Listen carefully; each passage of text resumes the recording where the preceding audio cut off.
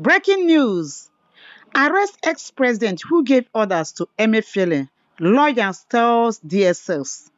Hello my people, good morning, good afternoon, good evening, depending where you dey as you dey see this video. I don't come with another update. If this is your first time in this channel, please kindly subscribe, like and share my videos. God bless you as you do that. Here is the news. The State Security Services has faced criticism from lawyers for the arrest and detention of former governor of Central Bank, Godwin Emefiele. Speaking on Arise Television, the convener of the lawyers, which is Kingdom Okere, argued that Emefiele was merely following orders and that the person who gave these orders, former President Buhari, should also be held accountable by the SSLs. He said, whatever Emefiele did has presidential approval. So if they have anything against him, they should also know that it is traceable to the former President Muhammad Buhari, and they should also bring him to book so that they can defend themselves. And they also let the public know that upon searching the house of Emefiele, that DSS found only 300,000 and the license for pump action. And they can't let the public know that in case tomorrow they come up with another thing, say that one na lie, and he can't ask this question. He says, does it mean that Emefiele from his legitimate earnings cannot have 300,000 in his house? Please watch this video and hear from the lawyer, Kingdom Okere. Nigeria State Security Service, the DSS, has charged the suspended governor of the Central Bank of Nigeria to court. This is sequel to yesterday's Federal High Court order that the secret police should charge Emefiele to court within 1 week or release him. As after the court order, DSS spokesperson Dr. Peter Afunaya said Emefiele has been charged to court in compliance with the court order. The DSS spokesperson, however, did not state the court where Emefiele was charged and did not state the allegations brought against the suspended bank chief before the undisclosed court. Joining us now from our Abuja studio to discuss the legality of the action of the DSS and what to expect going forward is Kingdom Okere, convener, Lawyers in Defense of Democracy. Good morning, Kingdom Okere, and thank you for joining us on the morning show. Good morning, good morning, presenter, and good morning, Nigerians. Okay, very quickly, the DSS... It's good to be here. Yeah, the DSS, following the ruling by the Federal High Court, I think Court of Justice James Omotosho, says, well, it will obey court ruling, and that indeed the chairman, the head of the central bank, suspended CBN chief Godwin Emefiele has been charged. Do you have any information as to the charges and also to the court where he has been charged, what the charges are, and what the propriety of the response by the Department of State Services is? Thank you.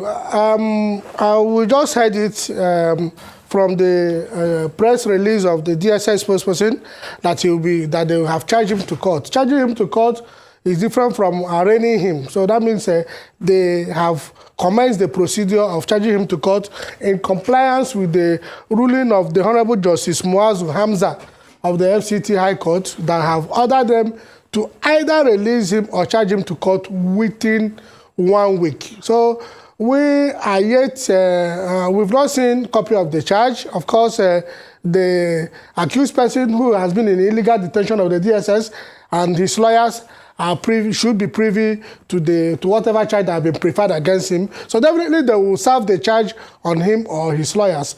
But the point remains that Lawyers in Defense of Democracy had been in this saga ab initio from the 7th of December 2022 when DSS sought to obtain a black market ex parte application from the Federal High Court I called it black market expert application because the Honorable Chief Judge of the Federal High Court, in his ruling, used the word that the DSS cannot use this Honorable Court to commence an irregular proceeding. So any judicial process that is commenced via an irregular proceeding is ab initio a nullity, is a black market procedure. That's what they had sought to obtain to frame Emefiele up on trumped-up charges, false allegation of terrorism financing.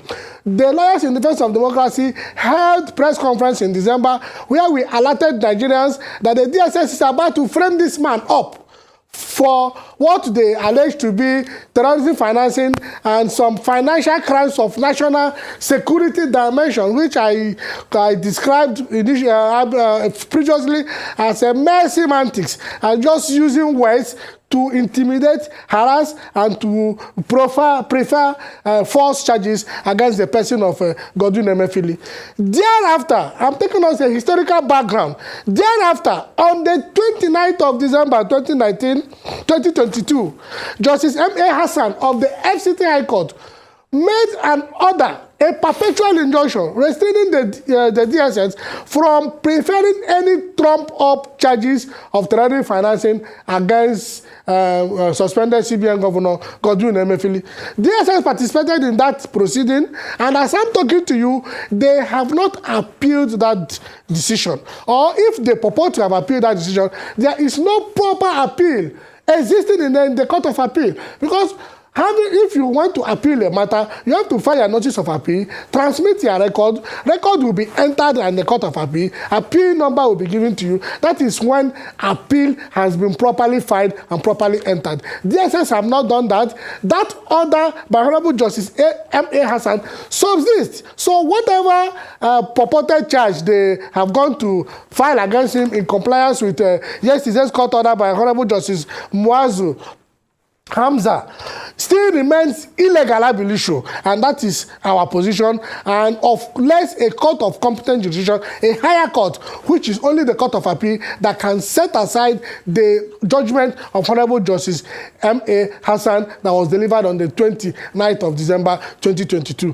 That is our position, and it remains so because we operate a country where there is rule of law, and rule of law entails that all heads of institutions and all institutions of government, inclusive of the DSS, inclusive of their director, they are subject to the law and they must obey the basic principles of rule of law. Rule of law does not empower the DSS to disregard an order of a court of competent jurisdiction. The only thing they can do within their constitutional right is to go to a higher court, an appellate court, to set it aside. So far as that judgment remains, whatever they are doing in purporting to file any charge against Emefiele remains illegal ab initio. And now let us ask again. On the 7th of December 2022, they filed this expert application before the Federal High Court where they framed this man up, which we alerted Nigerians that they have gone to frame him up on false allegation of terrorism. Between 7th of December to 10th of June, when you arrested him, you still didn't have enough evidence to charge him. So what they did is to prove us right when we held a live media conference and alerted Nigerians that they are about to frame this man on false allegation. So it took them almost 1 month. They held him for more than 1 month now. It took them only yesterday's court order that directed them to either release him or charge him to court to now go and file whatever charge they purport to have filed. So that means they have just proved us right. They have just confirmed our live press conference in December that they were going to frame this man up on false allegations. Because if from the 7th of December, when you file an arrest application at the Federal High Court, till 10th of June, when you arrested him, you still didn't have enough evidence to charge him to court. That means, as we alerted Nigerians, it is true that whatever they are doing against Emefiele are falsehood. And again, whatever Emefiele did as CBN governor had presidential approval. So if they have anything they want to dig that is traceable to him, they should also know that it should be traceable to the former president, Muhammadu Buhari, and they should also bring him to book so that vis-a-vis Emefiele, they can defend themselves, as to whatever allegation the DSS might be charging against him. All right.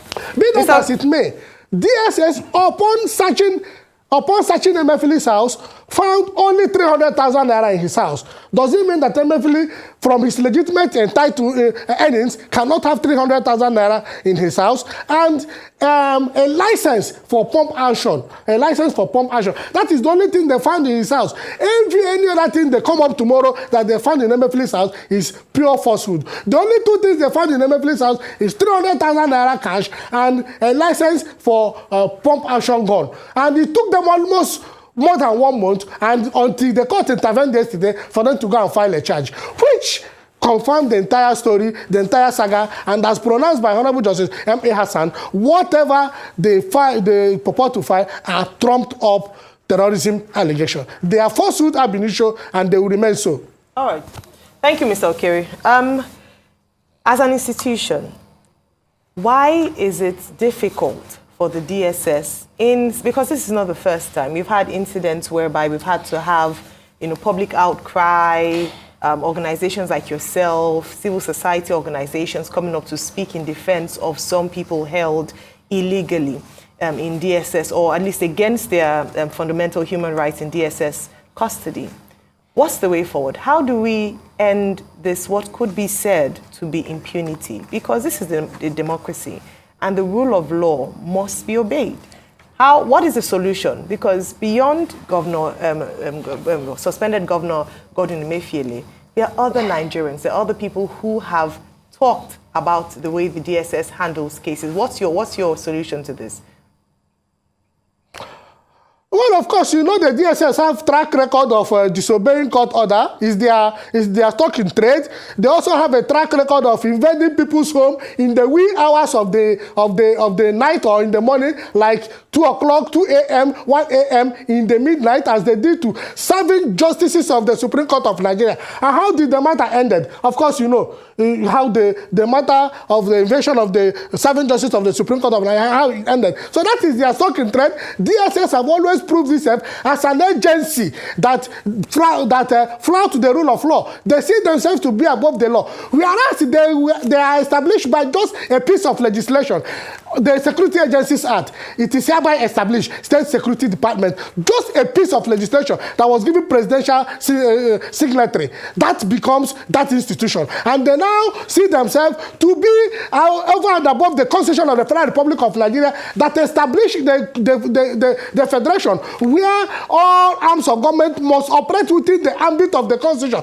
That is an aberration to the Constitution. That has always been their stock in trade. So like you said, the way forward is that this is a new administration. We hope the administration stay. We wish them luck at the tribunal. But then the way forward is that Tinubu, who is presently the president of Nigeria, has a track record of believing in rule of law.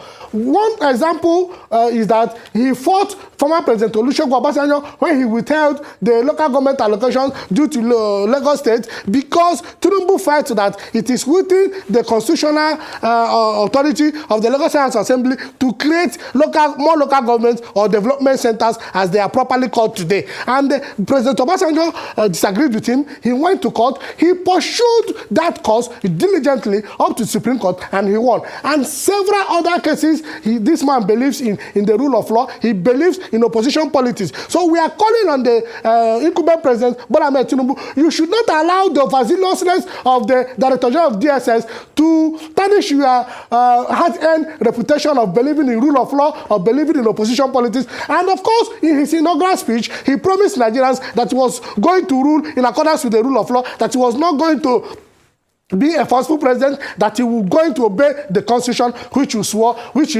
to uphold. So we now ask him, why are you still leaving this man in office? All other service chiefs have been removed. Why do you leave him? Probably because he participated in the whole politics of old and new Naira by attempting to initially frame Emefiele up by going to Federal High Court to seek expert application. And of course, it is widely believed that he belongs to Tinubu's camp, and that is why the president is still living in office. So we are telling telling the president, this is not the right way to begin. This is not the right way to begin. Nobody is above the entire Federal Republic of Nigeria. Look for a more competent hand and replace that person. Because if Labinusho, his appointment was a sort of controversy, we learned in the public, there was information in the public domain that he has retired, and former President Muhammadu Buhari, in his characteristic manner of not following the law in making certain appointments, like he appointed the former DG of Custom, a retired army, also brought him back, Bichi, to serve as in the DSS, an institution that has long retired, as we read in the media. So we are telling the incumbent president to do things right. You don't have to sack other service chiefs and leave him because he was in your own camp during the saga of old and new Naira politics. That is not the way to begin. You should ensure that you are a man of principle, and you are looking for fresh, competent people that will head institutions of government, that will ensure that the rule of law is maintained, that will ensure that there is no anarchy in the land. That is when Nigerians will begin to have faith in the government. Okay, real quickly. Another argument is this Administration of Criminal Justice Act, ACJA, that says all you just need is to get a permission from the magistrate to keep somebody for a while. What would you say about ACJA and all of this?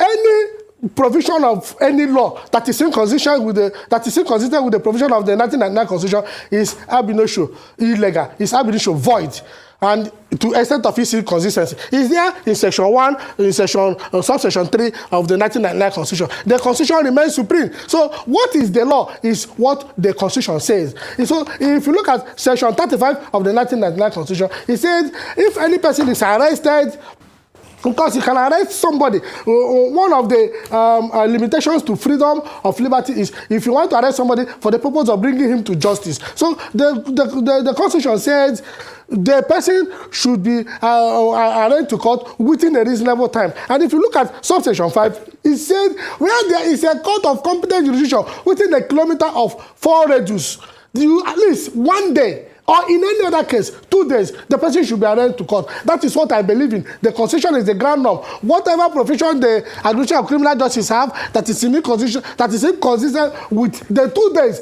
prescribed by the Constitution to charge any person arrested to court, in my own belief, and of course, we are public interest lawyers. We have filed several public interest cases. We will also go back to test this section of the law to know whether that provision of Administration of Criminal Justice Act should continue to exist, or whether it should be amended and expunged because it is inconsistent with the Constitution. What the Constitution says is 2 days where there is a court of competent jurisdiction within a kilometer of at least 40-kilometer radius. So from the office of the DSS to the Federal High Court to the FCT High Court is very, very close for them to have arraigned him in court within 2 days of arresting him on the 10th of June 2023. But it took them almost 1 month until the court intervened yesterday for them to now go and file a charge. So which means they don't have ab initio any evidence of this man committing and financing any terrorism. There is no account traceable to Emefiele that is financing terrorism that they have found.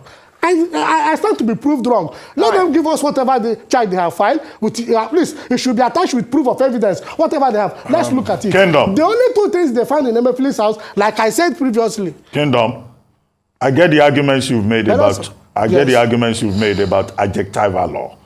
Okay, it's section 36 of the 1999 Constitution that deals with right to fair hearing, sections of which you were referring to.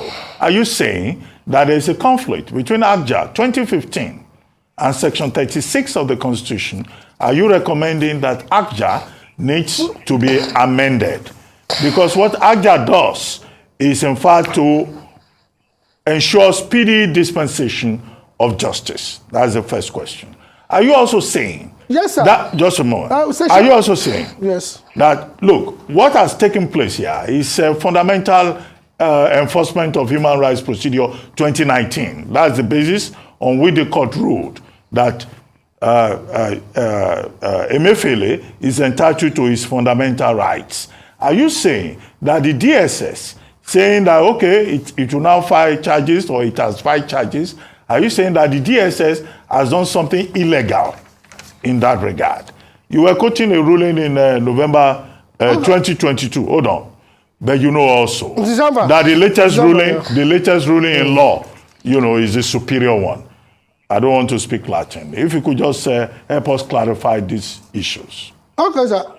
Okay, let me take you first of all. Section 36 is talking about the basic fundamental rights of an accused person. He should have right to access to his lawyer. He should fair hearing. And so those ones are applicable as to arresting somebody, arresting him before the court, giving him time to prepare for his defense, allowing him access to his lawyer. So those rights are attached to the individual accused person. But Section 35, subsection 5, of the 1999 Constitution. I'm talking about the particular section that justifies the breaching the right to freedom of personal liberty, which is Section 35, subsection 4. So where it says that if you are arresting anybody based on Section 35, subsection 1C, which is for the purpose of bringing him to court, that you should arraign him in the court within a reasonable time. And Section 35, subsection 5 defined what reasonable time is. So that is what I am saying. Section 35, subsection 5 define what reasonable time is. It says reasonable time where there is a court within the radius of 40 kilometers, 1 day. The Constitution has defined it. So whatever provision that is there in the Administration of Criminal Justice Act, I'm saying that if it is inconsistent with this provision of Section 35, subsection 5 of the 1999 Constitution that said where there is a court within a radius of 40 kilometers, arraign him within 1 day, or in any other circumstance, 2 days, which is Section 35, subsection 5, A and B. If there is any provision in ABJA that is inconsistent with it, it remains inconsistent and null and void to the extent of its inconsistency. But it will not require the court to formally pronounce this once it is litigated upon, probably to seek interpretation to these two sections. So that is the point I'm making. Then on the question whether the charge they purport to have filed would be illegal, the charge will not be illegal because the court ruled yesterday that he should be charged to court within 1 week or release him. That is not what I'm saying. I'm saying that the charge is ab initio illegal so long as the judgment of Honorable Justice M.A. Hassan of the FCT High Court, delivered on the 29th of December 2022, has not been set aside. Whatever charge they file against Emefiele or they purport to have filed against Emefiele would be illegal and will be challenged. And that is my position, and I believe in the rule of law. Are you saying that the CBN governor? That the DS, are you saying that the CBN governor is above the law? Principle. Can you speak to the principle? They should go and say that he's not above the law. That is why he went to court. He didn't say on his own, I'm Emefiele, you cannot arrest me. He went to court and said, court, enforce my fundamental human right. And his fundamental human right was enforced. That is what we are saying. We are not saying everybody should take laws into his own hands. Then we're going back to the primordial state of nature when people resort to self-help. He didn't resort to self-help. He went to a court, an institution established by the Constitution. Thank you very much. DSS was established by the Constitution. Mr. Kingdom Okere. So that's what we are saying. DSS, they should go and set aside that order. All right. Mr. Kingdom Okere. That's the only time they can have a lawful and valid charge against him. Thank you very much for your time this morning. Convener, lawyers in defense of democracy.